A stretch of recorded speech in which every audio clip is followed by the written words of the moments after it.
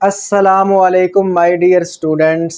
इस वीडियो में हम क्लास 11 फिज़िक्स के चैप्टर नंबर 3 जिसका name circular and rotational motion है, इसका टॉपिक नंबर 3.5 जो कि एंगुलर मोमेंटम के बारे में है, इसे पढ़ेंगे। स्टूडेंट्स, ये topic long question, short questions और एमसीक्यूज़ तीनों के पॉइंट ऑफ व्यू से इम्पोर्टेंट है।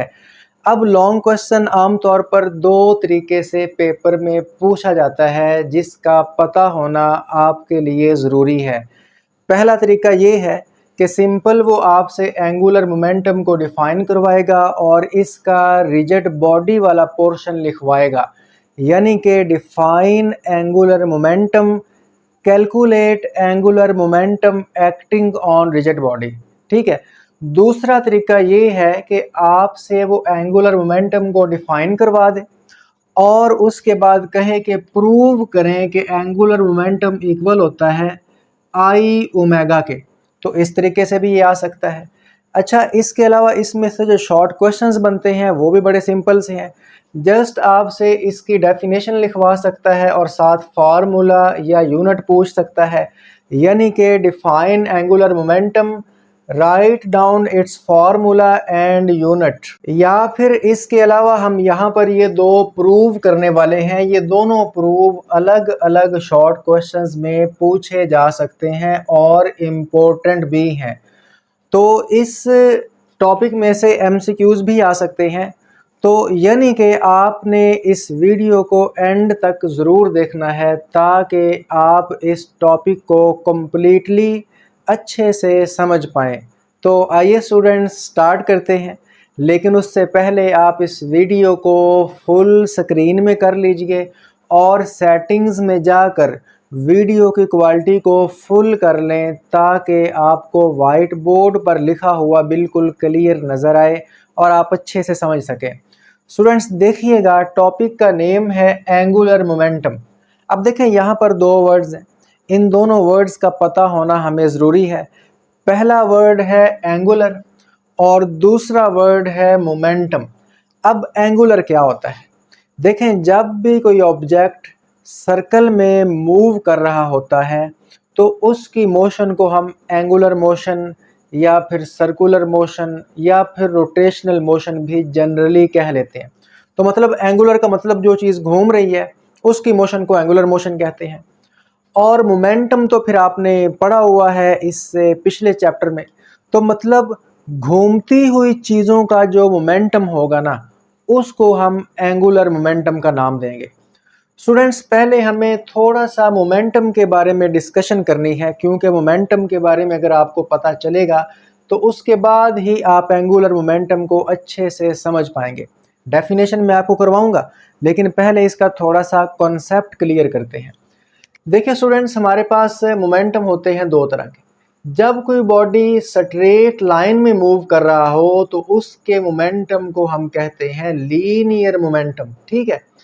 और जब कोई बॉडी सर्कल में मूव कर रहा हो, घूम रहा हो, ठीक है, या रोटेट कर रहा हो, तो उसके मोमेंटम को हम कहते हैं एंगुलर मोमेंटम।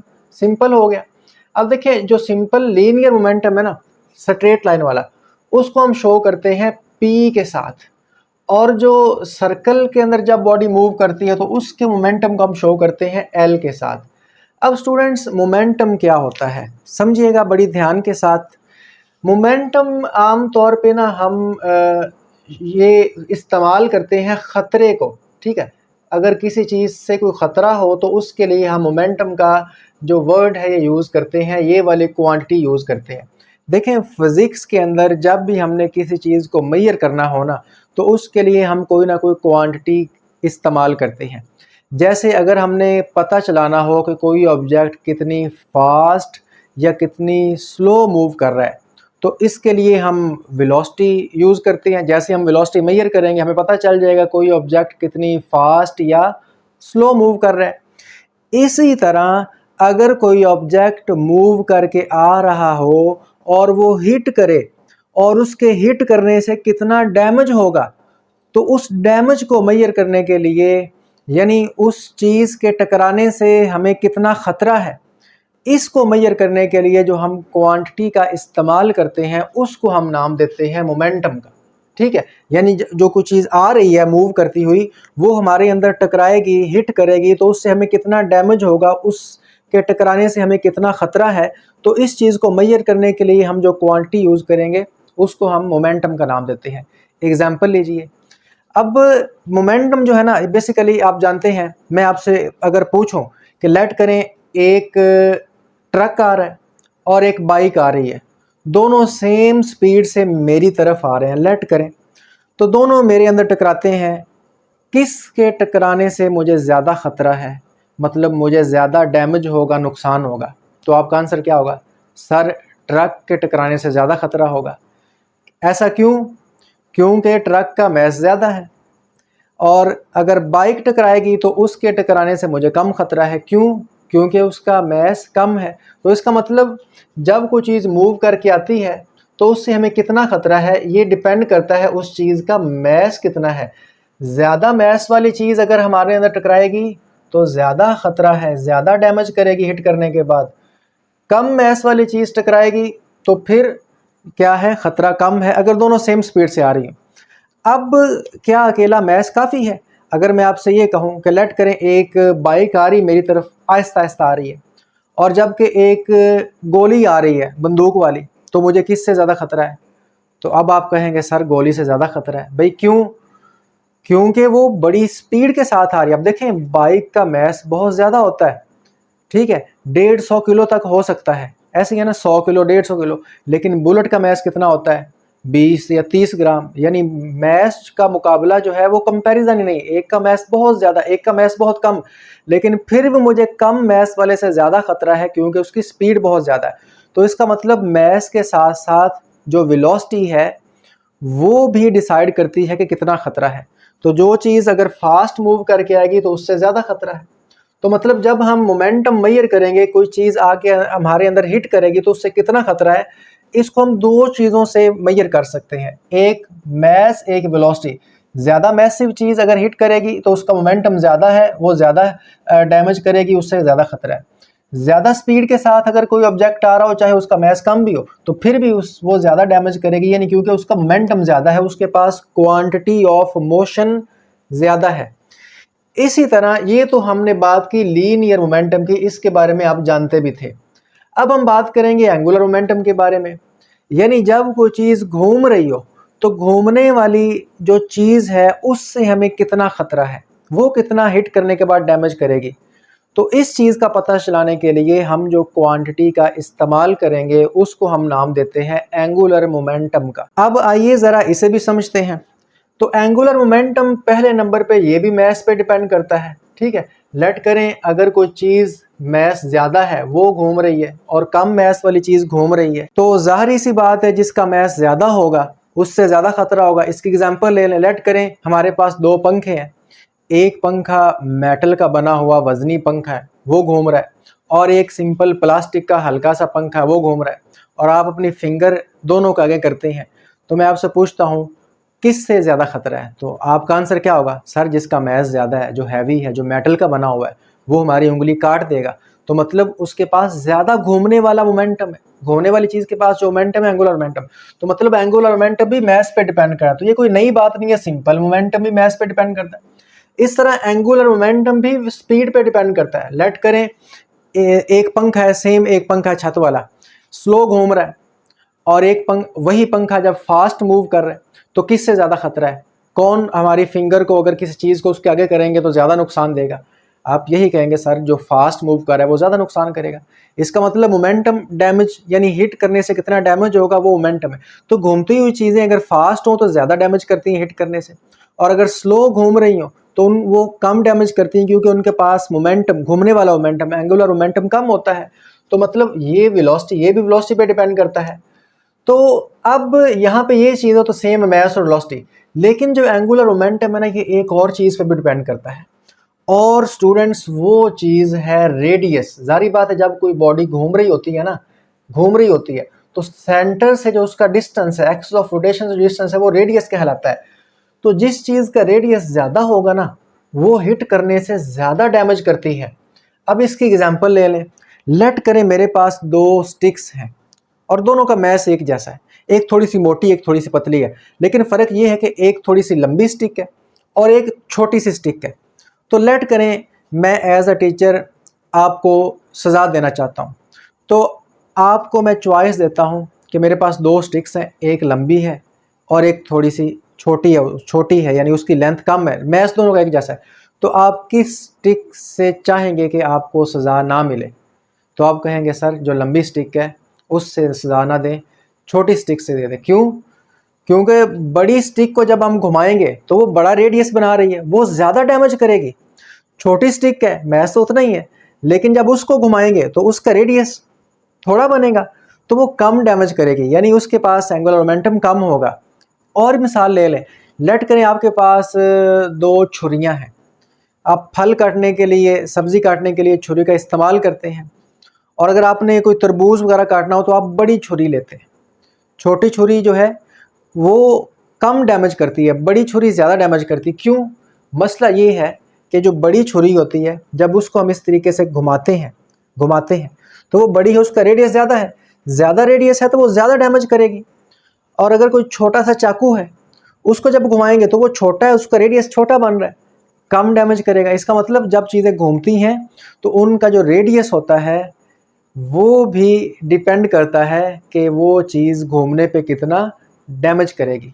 तो इसका मतलब एंगुलर मोमेंटम जो है उसके अंदर मैस वेलोसिटी के साथ साथ जो रेडियस है वो भी यहाँ पर इन्वॉल्व हो जाता है। तो ये हमारे पास है एंगुलर मोमेंटम का कॉन्सेप्ट, मैंने आपको समझा दिया। अभी हम इस फार्मूला को यहाँ पर प्रूव भी करेंगे, यानी देखो इस फार्मूला को मैं ऐसे भी लिख सकता हूँ, मैं आर वैसे ही लिख लूँ ये वाला। अब आप जानते हैं एम वी तो मोमेंटम होता है, इसको मैं पी लिख लूँ, तो यहाँ पर आर वैसे ही आ गया, एम वी जो था ये तो पी था, इसको मैंने यहाँ पे लिख लिया। तो अब ये आर और पी का अगर हम क्रॉस प्रोडक्ट ले लें तो इसको फिर हम नाम देते हैं एंगुलर मोमेंटम का, और यही है इसकी डेफिनेशन। ओके स्टूडेंट्स, आइए ज़रा अब हम इसकी डेफिनेशन पढ़ते हैं, जो कि मैं आपको कॉन्सेप्ट थोड़ा सा समझा चुका हूँ। पहले मैं फार्मूला लिख लूँ, चूँकि फार्मूला से ही हमने ये स्टेटमेंट लिखनी है। तो angular momentum is denoted by capital L, इसको कैपिटल एल के साथ शो करते हैं, और क्योंकि ये एक वेक्टर क्वांटिटी है तो लिहाजा हम इसके ऊपर एरो हेड भी लगाएंगे, क्योंकि जो क्वांटिटीज़ वेक्टर होती हैं हमने पढ़ा हुआ है कि उनको हम ऊपर एरो हेड लगाते हैं, ये उनकी रिप्रेजेंटेशन करने का तरीका है। अब एंगुलर मोमेंटम मैं आपको समझा चुका हूँ, दो चीज़ें हैं इसमें, एक है आर और एक है पी, और दोनों जो है वो वेक्टर फॉर्म में लेंगे, और यहाँ पर इनका क्रॉस प्रोडक्ट लिया जाएगा। क्रॉस प्रोडक्ट हम इससे पिछले चैप्टर में पढ़ के आ चुके हैं, इंपॉर्टेंट लॉन्ग क्वेश्चन भी है। तो इसको क्या पढ़ेंगे, यहाँ पे जो आर है ना, बेसिकली इसको हम रेडियस नहीं पढ़ेंगे, इसको हम पोजीशन वेक्टर पढ़ेंगे। स्टूडेंट्स पोजीशन वेक्टर क्या होता है? देखो पोजीशन वेक्टर एक वेक्टर ही होता है, जस्ट ऐसा वेक्टर जो ओरिजिन से स्टार्ट हो। कहाँ से स्टार्ट हो? ओरिजिन से स्टार्ट हो और पॉइंट पे एंड हो। लेट करें ये पॉइंट पी है, ऑब्जेक्ट है, ओरिजिन से स्टार्ट हुआ, कहाँ पे खत्म हुआ? पॉइंट पे, तो इसको हम बोलते हैं पोजीशन वेक्टर। और रेडियस भी तो हमेशा ओरिजिन से शुरू होता है और सर्कल पे जो पॉइंट होता है वहां पे जाकर ख़त्म होता है, लेकिन अगर उसको एरो लगा देंगे तो वो पोजीशन वेक्टर कहलाएगा। और जो P है वो तो आप जानते हैं लीनियर मोमेंटम है, तो हम इसको कैसे डिफाइन करेंगे? देखें, the cross product of, the cross, देखें सुने, the cross product of this and this is called this.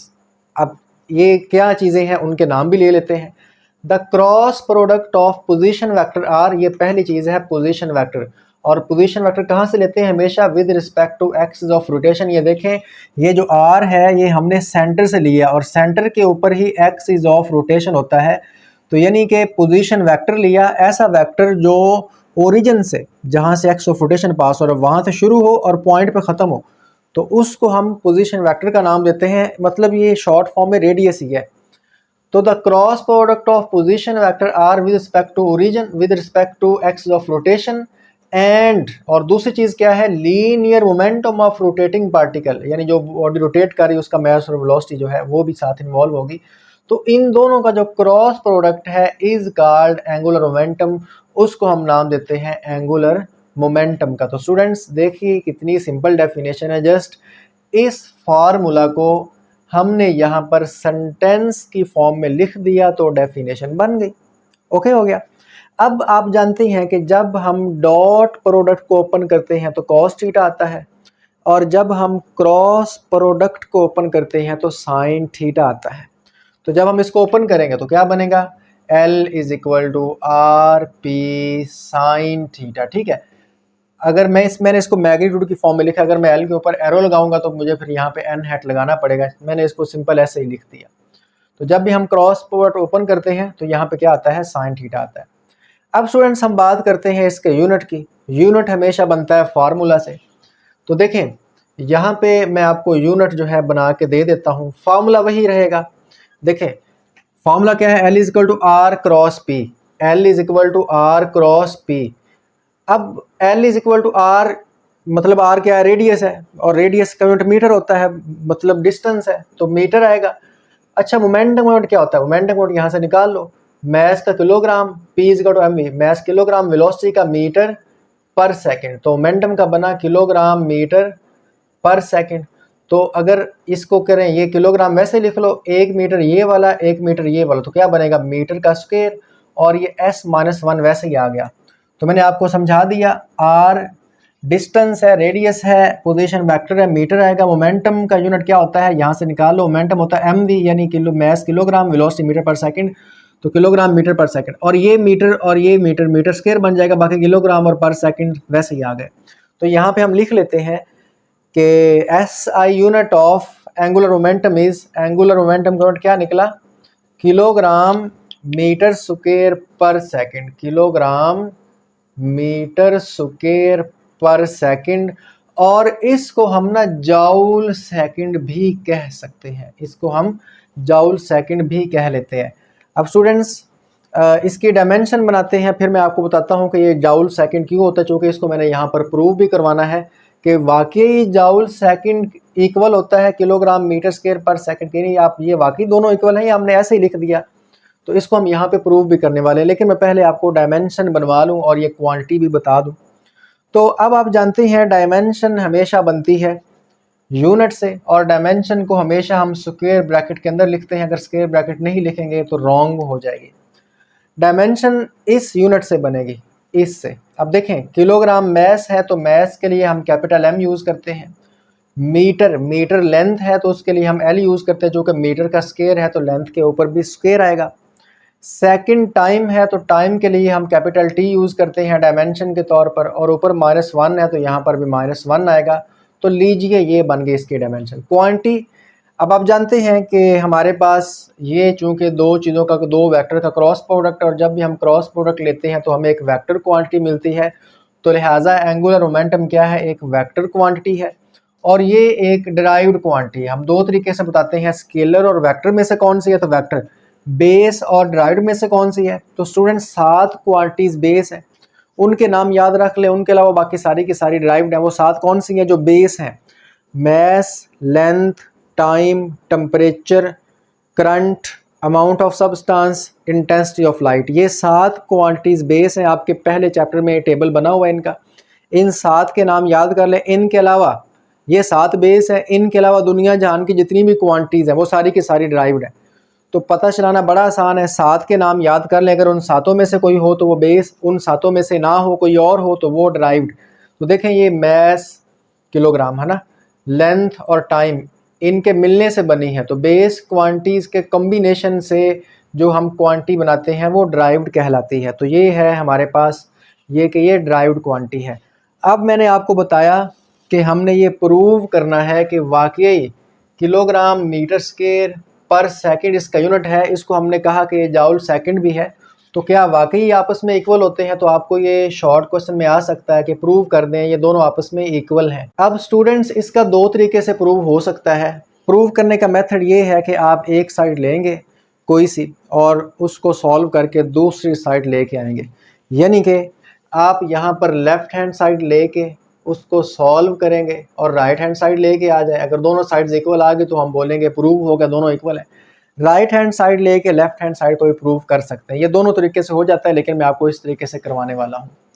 अब हमने लेफ्ट हैंड साइड ले ली। लेफ्ट हैंड साइड क्या है, जाउल सेकंड। अब यहाँ पर हम पुट करेंगे जाउल की वैल्यू और यहाँ पर ये सेकंड वैसे ही लिखेंगे। तो यहाँ पे हम हिंट देते हैं कि भाई जाउल जो है ना वो इक्वल होता है किलोग्राम मीटर स्क्वायर पर सेकंड स्क्वायर। अब जाउल जो है वो किलोग्राम मीटर स्क्वायर पर सेकंड स्क्वायर के इक्वल कैसे होता है तो मैं आपको समझा देता हूँ। ये आपको पता चलेगा यहाँ से। देखें वर्क का फॉर्मूला क्या होता है, फोर्स और डिस्प्लेसमेंट का प्रोडक्ट वर्क होता है। तो W इज इक्वल टू, देखें फोर्स का यूनिट न्यूटन, डिस्टेंस का मीटर, तो W इज इक्वल टू, अब देखें न्यूटन क्या होता है, F is equal to M में ना, तो फोर्स का न्यूटन, मैस का किलोग्राम इक्वल वैसे लगा लिया, एक्सेलरेशन का मीटर पर सेकंड स्क्वायर। तो अब यहाँ पर आप न्यूटन की जगह पुट कर दें kilogram metre per second square, जो कि न्यूटन वैसे होता है, और मीटर को वैसे ही लगा दें।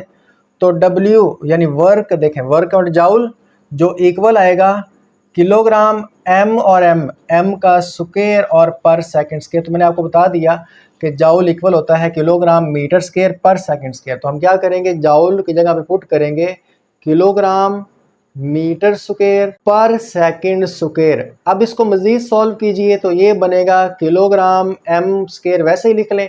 अब देखें ये S की पावर 1 है, ये जो बाद वाला है, तो ये S की पावर 2 है, तो ये आपस में ऐड हो जाएंगी। जब बेस सेम हो तो पावर ऐड होती है।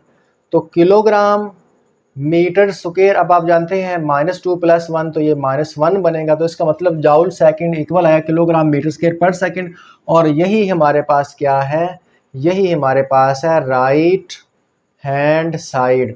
तो हैंस प्रूव हो गया, यानी कि हैंस हम यहाँ पे हैंस लिख सकते हैं कि जाउल सेकंड ही इक्वल होता है किलोग्राम मीटर स्क्वायर पर सेकंड। तो स्टूडेंट्स ये सिंपल सा प्रूव है, आपको शॉर्ट क्वेश्चन में आ सकता है, आप इसको इस तरीके से सॉल्व कर दीजिएगा। अब हम वेरी इंपॉर्टेंट प्रूव करने लगे हैं। हमने प्रूव करना है, ये मैंने यहाँ पे फॉर्मूला लिखा था शुरू में कि एंगुलर मोमेंटम इक्वल होता है MVR या फिर एंगुलर मोमेंटम इक्वल होता है I ओमेगा। दोनों में से कोई सा भी प्रूव आ जाए तो ये मैं आपको जो प्रूफ करवाने वाला हूँ इसको आप सॉल्व कर सकते हैं। तो आइए स्टूडेंट्स इस प्रूफ को ज़रा ध्यान के साथ समझते हैं, सॉल्व करते हैं। इसके लिए मैं एक डायग्राम बनाता हूँ। लेट करें ये मेरे पास एक सर्कुलर पाथ है, समझिएगा सर्कुलर पाथ है, और ये इसका सेंटर है, इसको मैं O से शो करता हूँ। और यहाँ पर एक ऑब्जेक्ट है, एक पार्टिकल है जो इस सर्कल में ऐसे करके मूव कर रहा है। तो आप जानते हैं सर्कल के सेंटर से ऑब्जेक्ट का जो डिस्टेंस है वो हमारे पास R कहलाएगा। और लेट करें ऑब्जेक्ट अगर मूव कर रहा है तो इसकी जो वेलोसिटी है, अगर हम वेलोसिटी इस पॉइंट पे इसकी वेलोसिटी की डायरेक्शन फाइंड करें तो हमें टेंजेंट ड्रा करने का, वो इस तरफ आएगी, ये है इसकी वेलोसिटी v। अब आप जानते हैं देखिए रेडियस इस तरफ है along x axis, velocity along y axis, तो एंगल कितना बनेगा 90 डिग्री। तो यहाँ पे हम मेंशन कर देते हैं कि जब भी बॉडी सर्कल में मूव करती है तो उसका रेडियस और उसकी जो टेंजेंशियल वेलोसिटी है, लीनियर वेलोसिटी v, हर पॉइंट पे इनका आपस में एंगल 90 डिग्री हो। लेट करें अगर बॉडी इस पॉइंट पे आ गया तो इसका रेडियस ऐसे हो जाएगा और वेलोसिटी इस तरफ हो जाएगी, तो फिर भी 90 का एंगल बनेगा, क्योंकि एक y में एक x में। अगर पार्टिकल इधर आ जाएगा तो वेलोसिटी इस तरफ हो जाएगी ऐसे नीचे, और रेडियस यहाँ पे हो जाएगा, तो फिर भी 90, हर पॉइंट पे 90 डिग्री। तो यहीं पे हम इसको शो कर रहे हैं। Consider a particle is moving in a circle of radius r। एक पार्टिकल है वो सर्कल में मूव कर रहा है, ये पार्टिकल है ये वाला, और इस सर्कल का रेडियस क्या है r। सर्कल में मूव कर रहा है तो सर्कल का कुछ ना कुछ रेडियस तो होगा। अच्छा, मूव कर रहा है with uniform angular velocity omega. Let करें उसकी एंगुलर वेलोसिटी ओमेगा है। The angle between r and v is 90 degree. तो r और टेंजेंशियल वेलोसिटी का जो एंगल है वो हमेशा 90 डिग्री होता है।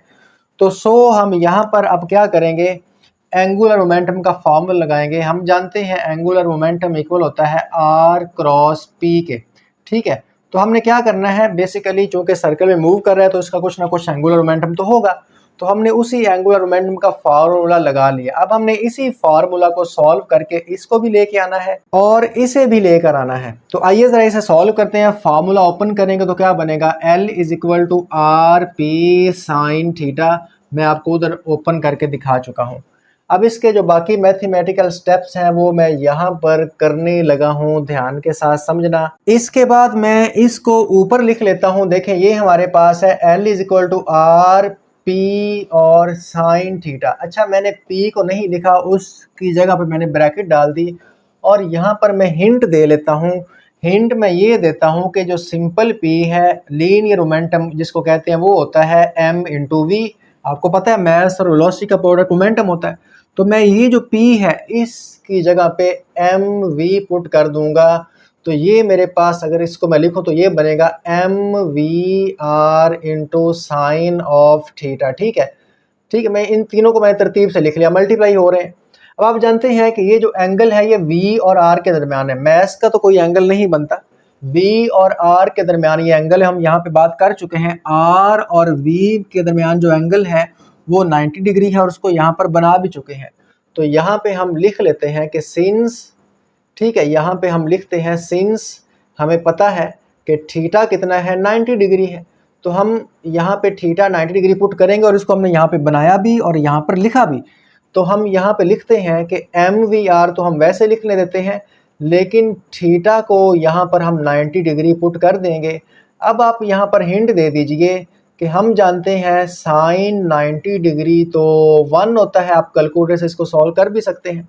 तो ये बनेगा L is equal to m v r. अब चूँकि साइन 91 हो चुका है तो उसको आप 1 पुट कर लें। आप जानते हैं कोई भी चीज़ जब 1 के साथ मल्टीप्लाई हो तो वही आ जाती है एम वी आर।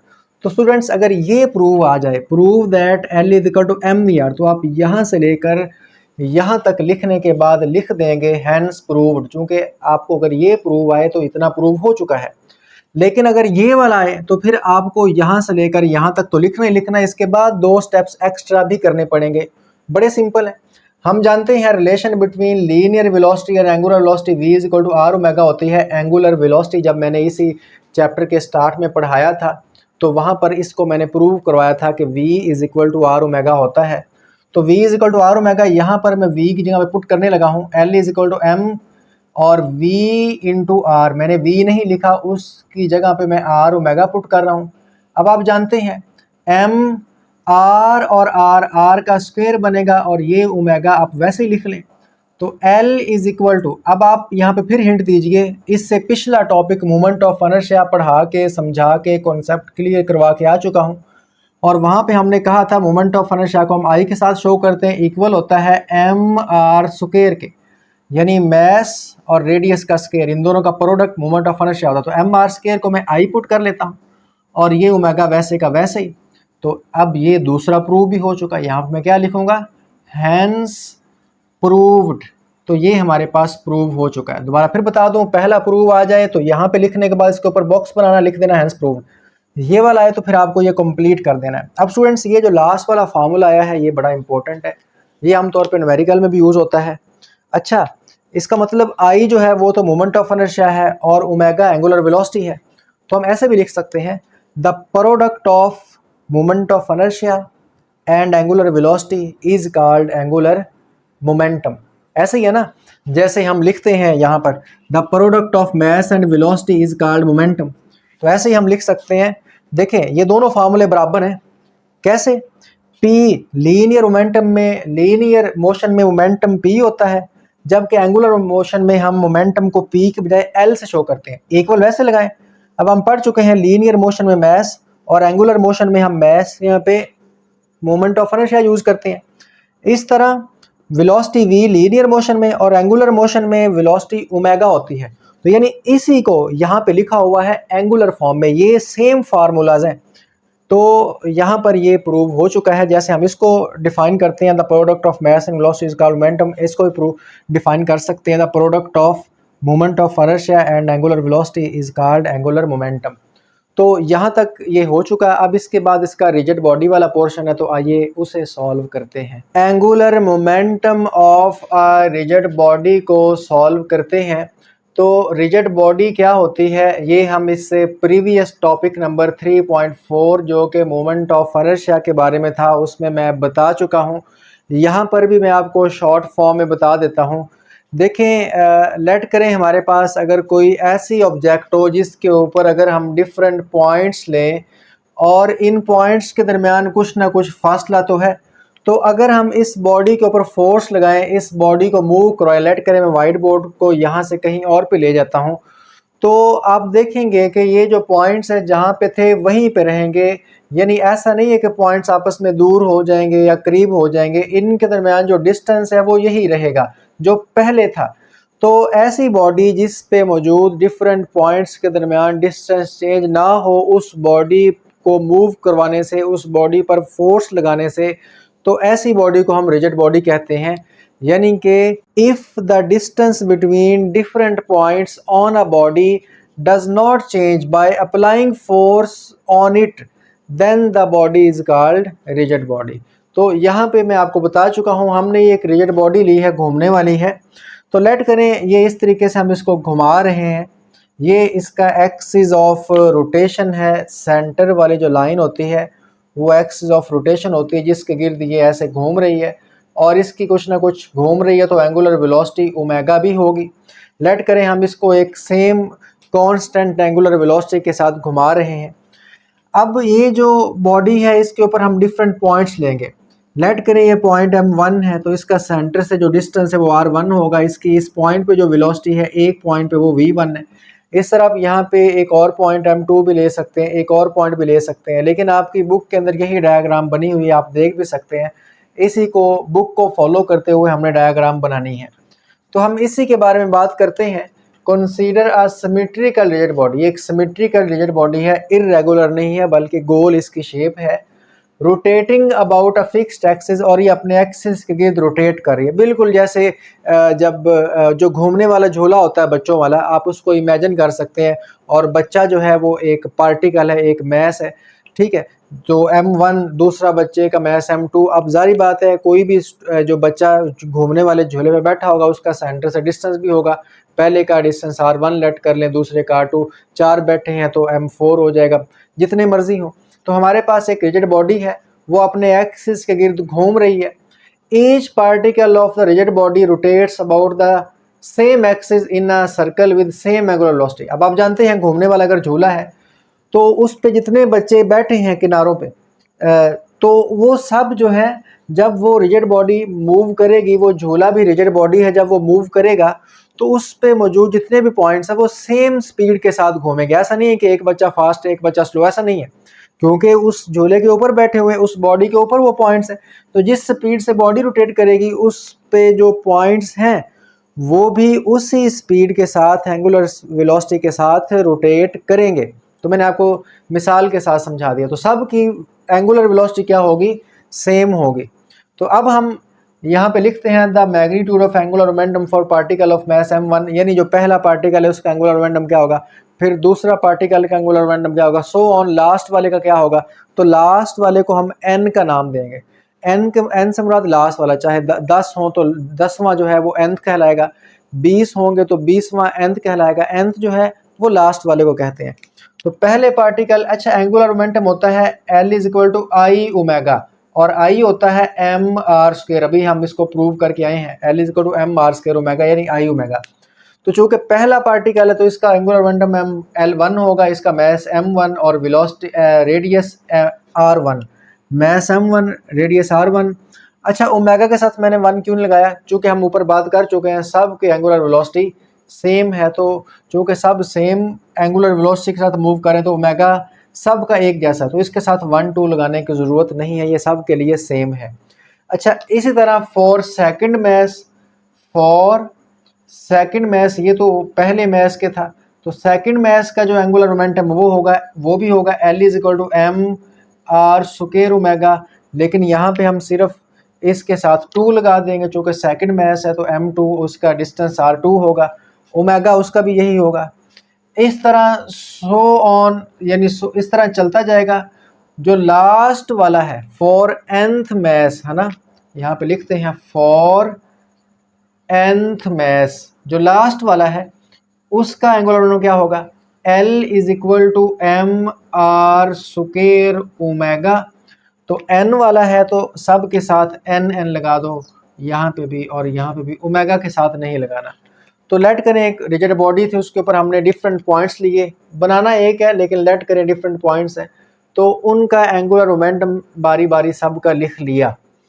अब हमने क्या करना है, टोटल एंगुलर मोमेंटम लेना है, ठीक है, सब का total angular momentum is given as, ठीक है।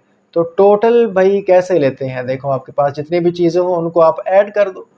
तो जब आप उनको ऐड करोगे तो जो रिज़ल्ट आएगा वो टोटल आएगा। टोटल लेने के लिए सबको ऐड करना पड़ता है, ठीक है। जिस तरह लेट करें ना, आपकी क्लास में से आपने 30 रुपए जमा किए, टोटल 30 बच्चे थे, तो टोटल कैसे करोगे भाई, सबके जमा करके ऐड करके जितने होंगे वो टोटल आ जाएगा। तो ऐसे ही पहले पॉइंट का एंगुलर मोमेंटम प्लस सेकंड जो मैस है उसका angular momentum plus third plus fourth plus सबका, तो सबका एंगुलर मोमेंटम ऐड किया। तो यहाँ पर जो हमारे पास टोटल है उसको हम L के साथ शो कर लेते हैं। तो ये है टोटल, और टोटल इक्वल होगा first plus second plus third plus so on, जितने भी हैं वो सो ऑन के अंदर बाकी सारे आ गए। तो यहाँ पे अब हम क्या करेंगे, इनकी वैल्यू पुट करेंगे भाई। L1 जो है वो देखिए वो लिखा हुआ है m1r1 square omega plus second angular momentum है m2r2 square omega plus so on plus nth angular momentum वो मैंने लिखा है mnrn स्क्वायर ओमेगा। तो हमने वैल्यूज पुट की। अच्छा जी, वैल्यूज पुट करने के बाद क्या करेंगे, इन सब में से ओमेगा कॉमन लेंगे, क्योंकि ओमेगा सब के अंदर सेम है, जो चीज़ सेम होती है उसको हम कॉमन ले सकते हैं।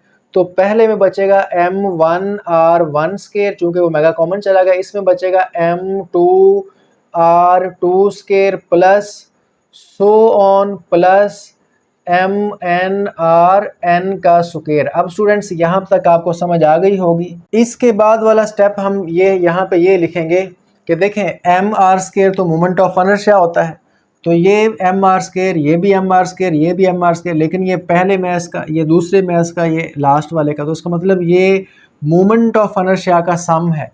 तो यानी सम जब ज़्यादा चीज़ें ऐड हो रही तो हम सिग्मा यूज़ करते हैं भाई। किसका सम है, mr स्क्वायर यानी मोमेंट ऑफ इनर्शिया का, और यहाँ पे हम आई लगा लेते हैं दोनों के साथ।